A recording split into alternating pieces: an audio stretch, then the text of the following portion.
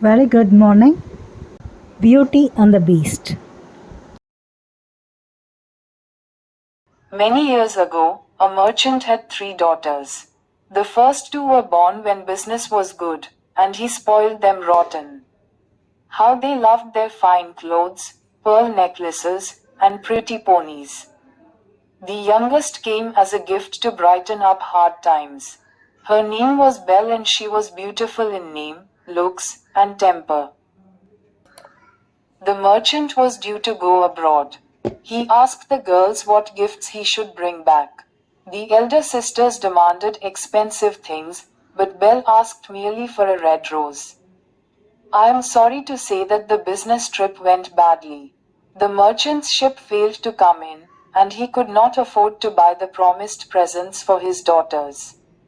On his journey home, lost in thought, he took a wrong turn. Darkness fell and a storm blew up. Then, quite unexpectedly, in the middle of a forest, he came to a place where the sun was shining. He followed a long avenue of trees until he came upon a palace with a beautiful garden. As he wandered around the grounds, his eyes fell upon a red rose and he thought, ah, a gift for my Belle. As he picked the rose, a growling voice startled him from behind. Who said you could trash my garden? The merchant spun round and found himself staring into the blazing eyes of a hideous beast. You shall pay for this rose with blood, raged the monster. I mean no harm. I wanted a rose for my youngest daughter. Daughter, you say, if she will come to me, you may live. But should she refuse, I shall visit your house and you shall die. The merchant did not doubt the word of the beast. He returned home as a doomed man, not thinking for a moment that Belle would agree to stay with the creature. When he told the terrible story to his daughters, the elder ones blamed Belle for selfishly demanding a red rose as a gift.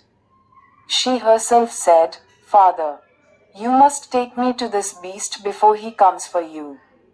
The merchant delivered Belle to the beast and kissed her goodbye, perhaps forever.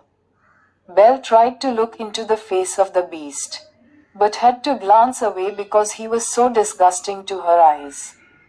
But the beast was courteous and gave her a comfortable room. Invisible servants brought her food and took care of all her needs. In the daytime, she wandered around the garden and spoke to the birds. Pretty, sweet, feathered creatures, your ways are so gentle. How can you stand the rough, ugly beast? And the birds twittered back. He is ugly but his heart is kind, and he is sad, poor beast. Because no girl will love him. Belle either did not understand or did not believe these tweets, and she badly missed her home. One evening, the beast came to her room and asked gruffly, Belle, will you marry me? Belle felt sick at the thought and replied, No, beast, do not hope that I could marry you. That is your choice, said the beast sadly. Beast, said Belle, if you have good in your heart, you will let me visit my home just for 1 week. The beast thought and said, You may go. But if you do not return after 1 week, something dreadful will happen. Belle went home in a carriage arranged by the beast. Her sisters were surprised to see her, and even more amazed when she told them about her new life.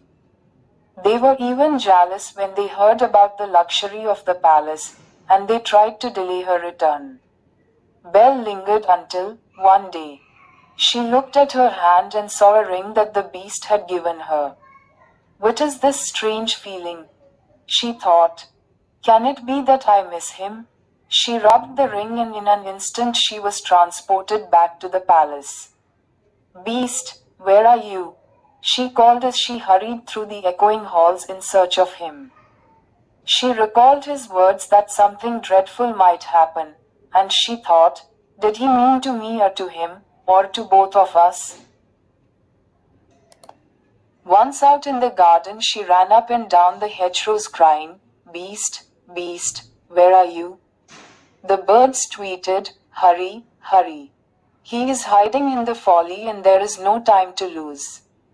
A flurry and fluttering led Belle to a grotto at the end of the garden. She stepped inside and saw the beast lying down. He turned his ugly face to the cold, stone wall. You came back, he whispered. Of course, she replied. Because I love you. Am I not too ugly to love? He asked. Not when you are sweet and kind, she whispered. Oh beast, I see that you are sick. You are not going to die, are you? He made no reply. She kissed the mottled back of his head, and as she did so, he gradually transformed into a handsome man, a prince, and that very same day Beauty and the Beast were wed. Moral: Beauty and the Beast is that true beauty comes from your heart, being kind and good inside, not just your outside looks. And we shouldn't judge people by how they appear because they might surprise you with their kindness. Beauty loved the Beast because he was a good, kind person on the inside. Even though he looked scary on the outside, showing us that what's inside matters most. Thank you and bye. Like, share and subscribe for more videos.